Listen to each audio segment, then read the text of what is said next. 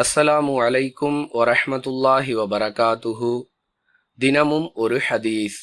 உங்களில் ஒருவர் தனது மனைவியுடன் உடலுறவு கொள்ளும் பொழுது பிஸ்மில்லாஹ், அல்லாஹுவின் பெயரால் என்று கூறியவராக, இறைவா, எங்களை விட்டும் எங்களுக்கு நீ வழங்க இருக்கும் சந்ததிகளை விட்டும் ஷைத்தானை தூரமாக்குவாயாக என்று பிரார்த்தனை செய்து கொண்டால், அல்லாஹ் உங்களுக்கு வழங்க இருக்கும் சந்ததிகளுக்கு ஷைத்தானுடைய தீங்கு ஏற்படாது என்று அல்லாஹுவின் தூதர் ஸல்லல்லாஹு அலைஹி வஸல்லம் அவர்கள் கூறினார்கள். அறிவிப்பவர் இப்னு அப்பாஸ் ரலியல்லாஹு அன்ஹு.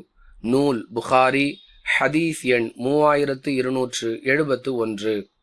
அன்பிற்குரிய அல்லாஹுவின் நல்லடியார்களே, நாம் எந்த ஒரு செயலை செய்வதாக இருந்தாலும் அதை அல்லாஹுவின் பெயரை கொண்டு துவங்க வேண்டும் என்பதும், அந்த செயலால் ஏற்படக்கூடிய பயன் ஷைத்தானுடைய பாதிப்புக்கு ஆளாகாமல் இருக்க வேண்டும் என்பதற்காக பிரார்த்தனை செய்து கொள்ள வேண்டும் என்றும் இந்த ஹதீஸ் நமக்கு மிக தெளிவாக விளக்குகிறது.